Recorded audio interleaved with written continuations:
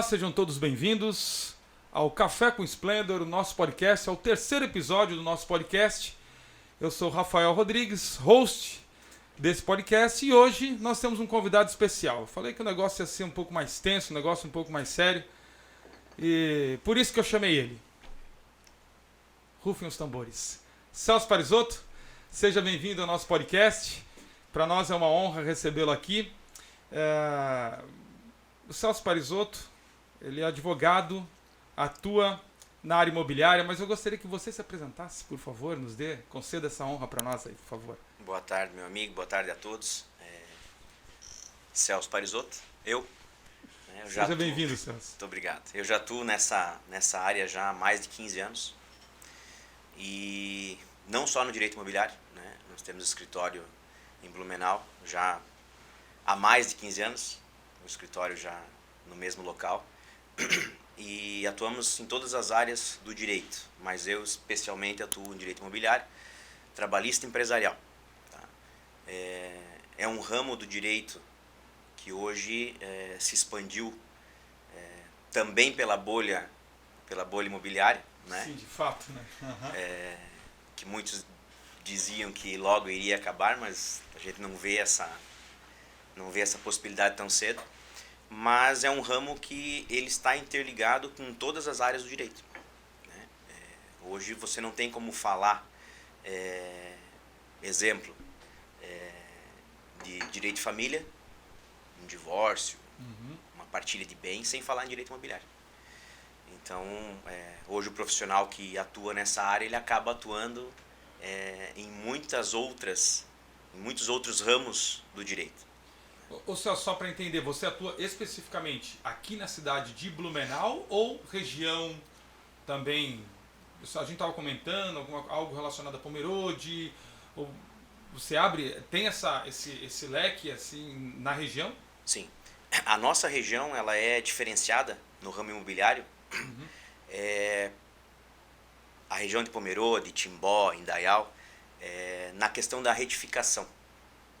No desmembramento, retificação de área. Sim, tem muitas. Porque muitos terrenos grandes, onde ainda tem-se aquela mentalidade de que o pai cede um pedacinho para o filho, o outro para o outro, o outro para o outro, e não acaba regularizando essa doação. É o tal do desmembramento, né? Ele acaba não desmembrando legalmente aquela porção de área que ele doou para um filho que casou, que ele doou em vida antes, não formalmente, mas fisicamente aquele terreno acaba sendo do outro.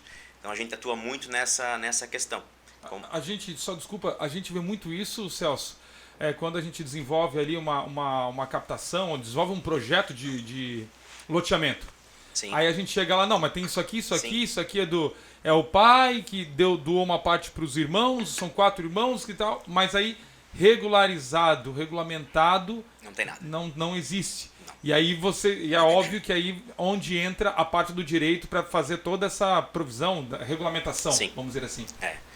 Hoje nós temos a possibilidade, hoje não, desde 2004, pela mudança da lei dos registros, nós temos a possibilidade de fazer isso tudo dentro do cartório de registro de imóveis, sem utilizar o judiciário. No próprio cartório? No próprio cartório. O que acaba sendo mais célere, menos custoso.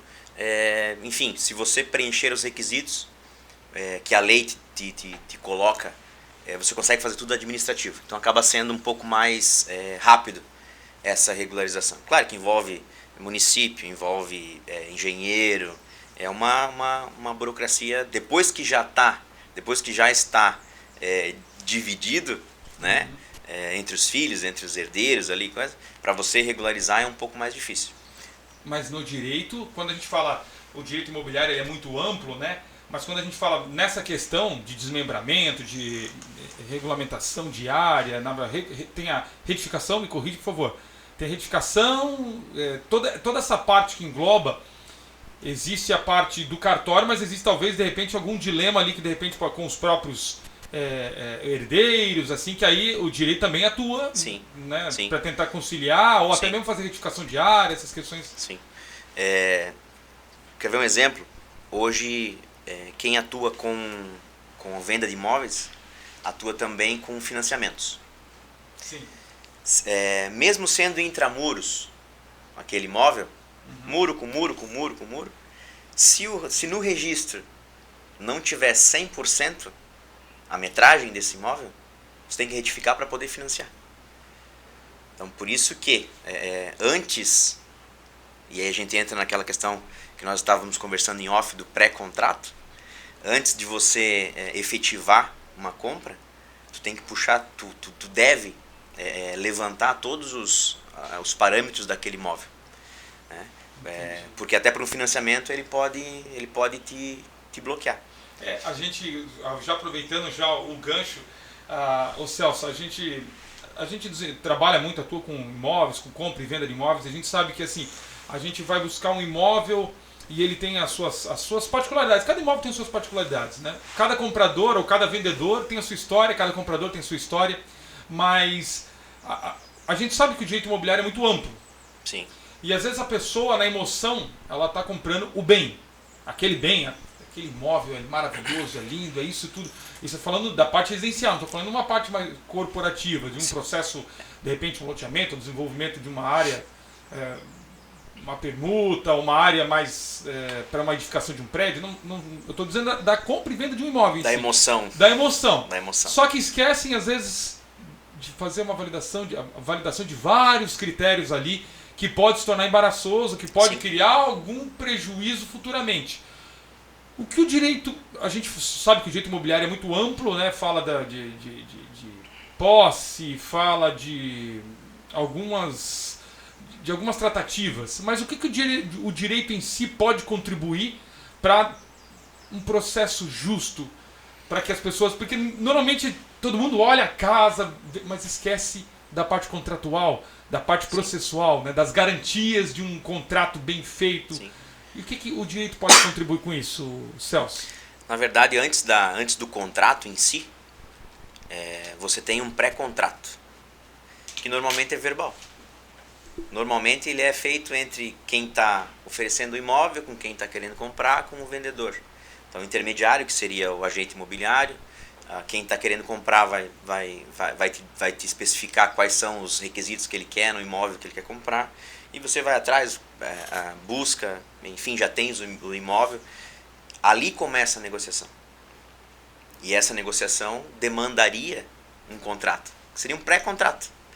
Aonde se colocaria as especificações do imóvel, enfim, busca de documentos do imóvel, dos vendedores, dos compradores, para quando você efetivar realmente o contrato, valores, pagamento, que é o contrato final do negócio jurídico, você já ter todos esses pré-requisitos já atendidos. Como você falou, na compra do imóvel, às vezes do primeiro imóvel, né? Estou trocando de imóvel, quero uma casa que me atenda, quero um imóvel que me atenda. A pessoa age pela emoção, né? Mas não sabe quem é o vendedor, não sabe se ele está sem ônus, sem ações, e o que tem que ser visto nessa situação. Quem são os vendedores? Qual é a vida pregressa desse vendedor juridicamente, né? Então, hoje você pode efetivar uma compra, efetivar um contrato e posterior a isso, antes de averbar, uma penhora. E aí acabaria atrapalhando a tua situação. É mais fácil você prever essas circunstâncias e até saber do risco, porque a pessoa pode assumir o risco. Querer tanto aquele imóvel que ela acaba assumindo o risco. Só o cara tem lá uma ação trabalhista que está no início e que não acarretou ainda problema para ele, que não teve sentença, que não sabe se o cara vai perder ou se vai ganhar, ou, né? Enfim, a gente não sabe o que vai acontecer dentro daquele processo e a pessoa acaba assumindo o risco. Não, realmente eu quero imóvel, aquilo lá não vai me atrapalhar, enfim, mas ela já sabe isso anteriormente, né? Às vezes para um financiamento imobiliário você tem que ter todos esses documentos já pré-estabelecidos, então entraria nessa pré-contratação, mas normalmente isso é verbal, né? Tem-se a necessidade de se fazer isso por escrito, Hoje eu acredito que a maioria das imobiliárias trabalha com propostas. Sim. Né? Realmente quero aquele imóvel, então vamos assinar uma proposta. Essa proposta nada mais é do que um pré-contrato. O cara está efetivando o interesse dele naquele imóvel. Mas ele já sabe qual é a real situação dos vendedores, do imóvel. Então esse seria o pré-contrato. Normalmente, então, como até tentando entender um pouco mais, normalmente quando a gente estabelece um pré-contrato, a gente fica só na parte, vamos dizer assim, a maioria fica na parte financeira. Só que aí de repente se define a parte financeira, mas de repente está comprando um imóvel que é residencial, que está numa parte comercial, numa zona comercial, que daqui a pouco pode gerar um ônus ou um prejuízo para o adquirente. Você vai chegar lá, daqui a pouco não vai poder... Aí vai criar um imbróglio totalmente jurídico e vai criar toda aquela situação que poderia ser sanada anteriormente. Ser sanada já naquela situação da proposta, que seria talvez estabelecer todos os pré-requisitos dentro daquela proposta, que seria um pré-contrato, onde poderia realmente sanar qualquer situação. Mais ou menos essa situação. Sim, isso porque mesmo. Até me chamou a atenção, a gente conversando sobre essa questão, teve uma situação agora com a alta da Selic. Passou, né? Vamos dizer assim, agora a gente está dentro de uma estabilidade, né, na Selic, momentânea, vamos dizer assim, porque nosso país é assim, de altos e baixos, mas até um tempo atrás, nós estávamos na Selic baixa, muitos contratos de financiamento eram com base na Selic. E quando houve o aumento dela, as prestações foram lá em cima. E teve muita gente não suportando, não tendo a condição, isso é até um fato até ruim, triste isso, e que não suportando o valor da prestação teve que colocar seu imóvel à venda ou devolver, inclusive. Teve gente que entregou o imóvel. Nós tivemos vários casos de procura do serviço do escritório justamente para essa situação. Quando fixaram pela Selic, e aí a pessoa às vezes acaba, vou comprar para investir, e aí sobrava para ela lá, vamos dizer, R$2.000 por mês, e era o valor da parcela, e agora não é mais 2, é 2.700. Só que o grande problema é que o CUB também aumentou. Também aumentou, também foi. Então, aí as construtoras, e isso também é um ramo do direito imobiliário, as construtoras refaziam o cálculo, jogavam pelo CUB. Vai dar no mesmo. É o mercado. Né? Isso é uma questão que economicamente você não tem como prever, mas que pode acontecer. Só que aí o risco, às vezes, da gente pegar um contrato, que eu vejo que assim, tem muita gente que fala assim, eu não pega o contrato, ele tem 10, 12, 13 páginas, vamos dizer assim. Tem. E aí o pessoal pega no contrato e fala assim, eu não entendo nada, tá? Mas eu tô confiando em vocês, hein? Sim. É aquela situação, né? Que às vezes é mais fácil, ou por mais que a gente gaste um pouco, mas pegar alguém de confiança, deixa eu ler todo o contrato, deixa eu verificar essas cláusulas, porque eu percebo isso. Às vezes alguns contratos o pessoal já vai de primeira, né? Assina. É a emoção. É emoção. É a emoção. Que às vezes, vamos ler. E às vezes tem uma cláusula lá que de fato é uma de resolução simples. Sentar, convencionar entre as partes, mas às vezes a pessoa nem dá muita bola e pode prejudicar lá no futuro. E o direito imobiliário, ele vem justamente para tratar dessas circunstâncias, né? Não Sim. somente disso, de regularização. Até eu comentei com o Celso, diretor, a gente marcar, de repente, eu falei assim, nós vamos ter que fazer mais uma série aí, de repente, daqui não dá para trazer toda semana, né? Mas fazer aí daqui a um tempo, trazer, porque o ramo do direito é muito amplo. A gente poderia falar sobre pré-contrato de compra e venda, ou um contrato de compra e venda em si, contrato de locação. Porque o ramo do direito imobiliário é muito grande, né? Eu percebi que tem entra o direito de família, entra o direito de trabalho. Todas as áreas onde envolver imóveis, o direito imobiliário vai estar presente. Então, assim, direito do trabalho. O que tu vê com relação ao imóvel? Isso, nos ajuda com essa questão. Porque muita gente vai dizer assim, o que tem a ver direito do trabalho com imóvel? Né? O que tem a ver com isso? Mas eu sei que tem muito a ver, porque quando a gente vai fazer a consulta de imóvel, disponibilizar ele para venda, a gente faz uma consulta lá para ver se ele não está atrelado a algum processo. Mas nos ajuda aí, Celso. Um exemplo que hoje vale muito a pena você, para a pessoa que quer investir, tratar com imóveis de leilão. Já viu? E a vara do trabalho Sim, tem sim. muita coisa atrativa. Né? Bem móvel, tranquilo. Vou comprar um carro. O carro é pela tradição. Tá contigo, tá contigo. Mas normalmente o bem imóvel, você tem que fazer uma varredura muito maior. Desculpa te interromper, não perde o raciocínio. Até para nos ajudar aqui, quando a gente fala assim, o veículo, o carro, por tradição, comentou. É pela posse. É pela posse. O móvel, o bem Tá móvel, em casa, aí a gente... o bem móvel é pela posse. Então você comprova que você comprova a propriedade dele pela posse anterior. Então, um exemplo para ti. Comprei um veículo do fulano e ele não... ele assinou o recibo de compra e venda para mim e eu não transferi. Mas o veículo já está comigo. E porventura, por alguma situação, ele teve lá uma execução civil. Deveu lá para um banco qualquer e o banco executou ele. E penhoraram esse veículo, porque ainda estava em nome dele. Então você consegue comprovar pela posse anterior que o veículo já era seu. Certo? Sim. O imóvel, você também consegue comprovar a posse, mas ele se efetiva pela averbação.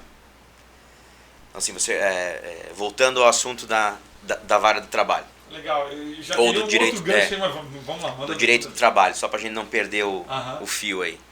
Você comprou um imóvel num leilão, numa asta, né, numa asta pública, lá no átrio da vara do trabalho. Tem um leiloeiro, hoje é tudo eletrônico, mas um tempo atrás, na minha época, lá quando eu comecei, tinha pregão dentro do hall. Então, o imóvel lá em tal lugar custa tanto e em primeira asta sai por tanto. Por segunda, saía por 80% do valor. Certo? Para o imóvel chegar ali, já tem a penhora, já se efetivou a penhora, já está tudo certo.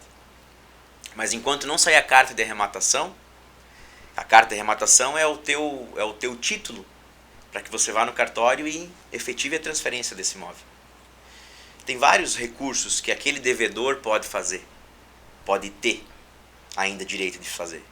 E aí você já... Mesmo depois da arrematação. Mesmo depois da arrematação? Mesmo depois da arrematação, isso é ainda tem alguns meios jurídicos de você contestar. Você pode contestar o valor, você pode contestar a avaliação, você pode contestar o valor pelo que foi arrematado. Então você ainda tem algumas situações que você pode discutir. E aí o teu cliente lá que arrematou lá no leilão, na asta, ele arrematou, já colocou o dinheiro dele na frente, ele vai ter que esperar. Porque enquanto não sair a carta da arrematação, ele não é proprietário do imóvel. Tem-se que analisar o processo para ver se realmente aquele imóvel... A segurança dele naquela arrematação é a avaliação, fazer uma varredura do processo judicial. Fazer uma varredura no processo judicial para ver se ele tem algo vinculado a ele, para que possa realmente ele ter a segurança de que realmente ele vai poder ter a posse e exercer dessa posse. Justamente. Então, a segurança imobiliária, ela então vai lá do direito do direito de trabalho até um direito de família. Já viu falar de bem de família? Já. O bem de família é uma situação dessas. Que não deixa de ser um direito imobiliário também. Né? O bem de família é o único imóvel da família com o intuito de moradia. Esse não pode ser penhorado. Né? Exceto. E aí? Exceto. Você tem o teu bem de família, o teu imóvel. Sim. O teu único imóvel. O único imóvel. Para moradia. Naquela circunstância, por exemplo, assim, vamos lá, só para ajudar a gente. É o único bem de família, mas vamos dizer assim que não... Teve ali aquela questão das parcelas, ele não conseguiu pagar. Não, para essa situação é outra. Que aí é uma pra outra hipoteca, para hipoteca, não esquece. tem como. Esquece. Aí pode? Pode retirar. Porque está alienado. Porque quando você faz a hipoteca, você renuncia o bem de família. Essa é uma exceção. O bem fica alienado. É uma garantia real. É uma garantia de real. quem O te bem prestou, fica uma garantia de quem lá de te quem financiou. prestou. Isso. Então, o financiamento imobiliário, ele pode ser retirado, porque tu renuncia esse direito Sim, não né? seria justo, né? Isso, com porque quem na está te verdade financiando. o Né? imóvel está como garantia de quem Ele é uma prestou dinheiro, da garantia instituição real. financeira que emprestou, é uma garantia real. Isso. Mas e o outro caso, então? Mas para terceiros, não. Se você financiou, se você comprou o teu imóvel financiado e não pagou, é uma garantia real do banco. Certo? Certo. Terceiros, teus credores terceiros, Não pode. via de regra, não pode. Ah, Mas, se você tiver um imóvel quitado e for lá e hipotecar, todo mundo pode. porque tu colocou como bem. Tu renunciou. Renunciou, colocou ele como garantia. Entendi. Então tu renunciou àquele teu prévio direito. Mas isso nessa hipótese. Isso. E na outra hipótese, que você, na verdade, que não, o bem não está alienado ao banco, não tem... Aí tu tem o direito garantido, né? Se for o teu único imóvel, Aí não pode. não penhora em esfera nenhuma. Aí tu comentou agora, me chamou a atenção, fez um comentário. Porque Mas ele pode ser fracionado. Tem um imóvel de 2 pavimentos, embaixo tem 2 salas comerciais. Tua moradia em cima, embaixo a sala comercial. Ah, mas aí as salas comerciais, ela pode... Não pode mexer na tua moradia, mas o que é teu lá embaixo pode ser fracionado. Entra como parte. Entra com pagamento. Fica a dica aí, então. Os frutos também. O aluguel também. O aluguel também. Ah, tem tudo isso, então. Pô, legal, cara, legal essas informações. E tu comentou agora, Celso, agora há pouco, porque assim, lá quando a gente falou do veículo, por tradição, e o imóvel através do registro. Do registro. Do registro. Averbado, Isso. é isso, né? Muitas pessoas compram um imóvel, fazem a promessa de compra e venda, vão no cartório e fazem a escritura. Tu não ouve falar de, eu tenho escritura. Aham. Eu tenho a escritura. Mas a escritura não é um título. O título é a verbação na matrícula no registro de imóveis. Até a vez, tu faz a escritura, aí Aí você leva para o registro. para verbar. E é uma informação tão simples, mas que nem todo mundo sabe. Porque normalmente quando se faz por um agente imobiliário, por uma imobiliária, eles te explicam. Mas hoje a gente não tem a necessidade, deveria-se ter, eu entendo que deveria-se ter, mas hoje a gente não tem a necessidade absoluta de ter um corretor de imóveis intermediando uma venda. Certo? É uma segurança para quem compra e para quem vende. É porque, a gente vê muito assim, eu comprei lá, essa casa eu comprei e só fiz o contrato de compra e venda. Sim. Ou às vezes até faz a escritura. Até Só- vai no cartório, lá no fez tabelionato, só a vai até no tabelionato, leva lá os documentos de quem comprou, de quem vendeu, eles buscam as certidões, o cartório faz esse serviço. O valor que pagou, paga o ITBI, tá tudo certo. Mas ele não leva aquela escritura dele a registro, no registro de Só imóveis. fica a escritura. Só fica com a escritura. Eu tenho a escritura. Tá, mas tu averbou isso? Tem que averbar. Tem que levar no registro de imóveis? Sim, tem que levar no registro de imóveis. Quais os impactos disso? Porque isso é comum hoje Não é em teu. dia. O bem não é teu. Tu tem a posse, mas não tem a propriedade. Ela não se efetivou. Pra chamar bem, isso chama bastante atenção, porque assim, Sim. de fato, é comum É uma isso hoje. insegurança. Sim, é muito comum. É comum. Isso é muito comum. É Isso é comum. muito comum. E a gente vê assim, não, a casa, a gente tá vendo, estamos, eu tenho Se é financiado, 100% dos imóveis vão ao registro. isso. Porque antes do banco te liberar os valores, ele Então, leva a registro. É um pré-requisito. Porque tem que estar todo regulamentado. Apesar de que, há um ano atrás eu peguei um caso que o banco liberou o valor, não sei como, que foi atípico, o banco liberou o valor, sem a averbação no registro de imóveis. E aí nesse Coloca meio atípico tempo, nesse meio tempo surgiu uma ação. O vendedor não tinha mais a negativa de ônus e ações. E aí não averbava mais. E o banco já tinha liberado dinheiro, ou seja, o banco estava sem a garantia real do imóvel. Alguém falhou nisso? Alguém, o sistema, né? Foi o sistema. Foi o Foi sistema? o sistema. Foi o sistema. Deixa a culpa no sistema. Mas isso aconteceu. Então, por isso que, Que via por isso de que regra, via de regra, é um pré-requisito. 100% Para averbado. uma casa estar apta a financiamento, um dos pré-requisitos Para a liberação do valor, do financiamento, é necessária a averbação. Sai a escritura, a verba, libera o valor. E aí Celso comentou assim, a casa não é sua. Tu comentou, né? Porque assim, hoje muito faz assim contrato, assim, a casa não está verbada, mas assim, vamos fazer um contrato de compra e venda. Mas o ideal, qual é a implicação? A casa não é sua, né? Tu comentou, a casa simplesmente não é sua. Tá, mas eu tenho um contrato de compra e venda comigo.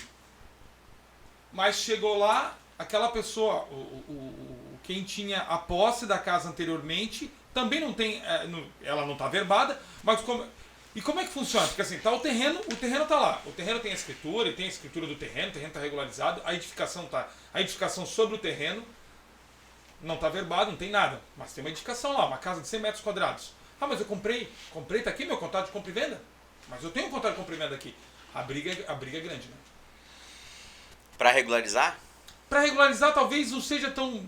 Porque assim, basta ele lá seguir as tramitações, contratar um engenheiro, aí começar todo aquele processo de regulamentação, município, conforme... Prefeitura, município, os pré-requisitos da prefeitura. Sim. Mas eu fico pensando assim, beleza, eu tenho a casa, tenho um contrato de compra e venda da casa, mas só o contrato de compra e venda. O que isso implica? Quais os ônus que ele pode... Até para colocar isso para quem está nos ouvindo, para quem está nos assistindo, o que isso pode acarretar? Nós já estamos o diretor já assinou para nós que está finalizando, né, diretor? É isso? O diretor daqui a pouco corta a gente. Tem que ter mais tempo. Vocês não conhecem aí. Mas é só a última aqui, essa última pergunta que eu estou fazendo, porque eu já falei, nós vamos ter que montar uma série, gente. Uma série, porque aqui o Celso tem muito assunto para falar. Assunto não falta. E é legal porque assim, tem muitas pessoas que questionam, tem muita gente aí com dúvidas, e agora nós falamos de alguns assuntos aqui bem interessantes, e agora nós só estamos falando da última, assim, porque é um caso muito comum, e eu acho que não é só na nossa região, o dito do contrato compra e venda. Beleza? Comprei no contrato. Comprei no contrato. Mas a casa não está verbada, a casa não está lá na matrícula, não consta a edificação da casa. E aí, o que isso pode implicar? Se tem matrícula, se tem lá desmembrado o teu terreno, já é um bom caminho. A verbação do imóvel, depois você consegue fazer. Né? Mas a implicação é uma eventual expropriação de bem. Você ser surpreendido com uma penhora do teu imóvel, com uma questão possessória, porque você só tem a posse daquilo. Te tirar do imóvel, eu diria que na maior parte dos casos é mais difícil, porque você comprova a posse pelo teu contrato, né? Mas você não tem título. Isso pode acarretar uma série de inseguranças, né? Uma delas é essa. Para quem compra no contrato, e a gente vai novamente voltar lá no começo na regularização, né? Quem compra no contrato e não tem a matrícula ou não foi desmembrado, loteamentos irregulares, tem muitos, né, na nossa região aqui. E aquele caso que a gente comentou lá do pai que dá para o filho, que cede, que doa, isso. não deixa de ser um loteamento irregular. Uhum. Então, e o cerco que eu digo assim, os serviços públicos para esses loteamentos, hoje eles são bem precários. Porque você não consegue instalar uma energia, a Celesc não instala, você não consegue colocar uma água, porque o SAMAI não vai lá botar o teu hidrômetro. Né? Então, isso acarreta em vários outros prejuízos. Né? E não deixa de ser um imóvel irregular. E aí a gente tem outros meios, que daí seria uma outra situação. Comprei um imóvel no contrato. Não sei mais quem é o cara, não sei mais onde é que está, não sei mais... Enfim, não consigo mais regularizar. Destas formas de regularização. A gente vai para os campeão. Então sempre há alguma possibilidade. Uhum. Né? Cada caso é um caso, cada situação é uma situação, mas sempre há alguma possibilidade para você regularizar o teu imóvel. Mas em via de regra, então... Sempre dá, tem um ditado isso na engenharia, os engenheiros falam o seguinte: sempre dá para fazer. Sempre vai dar para fazer. Pode custar um pouco mais caro, pode custar um pouco mais barato, mas sempre vai dar para fazer. Na regularização é a mesma coisa. Você sempre vai conseguir regularizar. Pode demorar um pouco mais, um pouco menos, pode custar um pouco mais, um pouco menos, mas se você quiser realmente, você regulariza. Mas é sempre indicado e importante que quando faça uma aquisição de um imóvel, de uma casa, não vou nem dizer de um apartamento, claro que um apartamento, acho que se ninguém vai comprar um apartamento que não tem, já tem que ter uma suspeita, já há uma suspeita muito grande, mas sem procurar a verbação. Sempre. Sempre, para que Sempre. realmente haja o título. Avaliar as condições do imóvel, condições documentais do imóvel, as condições documentais do vendedor, de quem está comprando pro vendedor também é importante. É por isso, talvez, é por isso que a segurança, porque a gente está comprando, a gente sempre fala que o corretor o linguajar do corretor, né? É o imóvel, é o bem mais caro de uma prateleira, o produto mais caro de uma prateleira é o imóvel, né? E normalmente é o bem mais precioso que muita gente tem. Na nossa Porque cultura. onde a gente vai colocar normalmente uma casa ou apartamento, a gente está falando de imóveis residenciais, onde você vai colocar a sua família lá dentro. A tua vida tá ali. A tua vida está ali dentro. É o seu lugar, a sua segurança está ali. Então, o quanto mais seguro, mais o processo dessa aquisição, Processo. Isso mais mesmo. importante. Porque assim, às vezes Respeitar os procedimentos. não adianta só ir lá, eu quero essa casa, vamos assinar o contrato de compra e venda. Existe uma série de documentos, uma série de certidões negativas que tem que ser dessa forma. E às vezes a pessoa quer fazer sozinha, porque, não quero colocar, de repente, uma imobiliária no processo ou não. Mas existe uma série de documentos para trazer segurança no processo de aquisição. Todo negócio, tu sabe melhor que eu, tu atua na área comercial. Todo negócio tem riscos. Cabe a nós minimizá-los. Ponto. Para minimizar esses riscos, é procurar documentalmente se aquilo é viável ou não. Antes da emoção, antes do brilhar os olhos, antes de me satisfez, é o que eu quero. É o que tu quer. Procura puxar documentalmente como aquilo está. A emoção tem que ser quase. A emoção, na verdade, tem que ser não. Ela não é quase, ela tem que ser um gatilho. Sim. Gatilho para escolher o imóvel. Sim, Isso, é isso que eu quero. Agora vamos ao próximo passo. Eu quero toda essa Vamos buscar documentalmente. Poxa, bacana.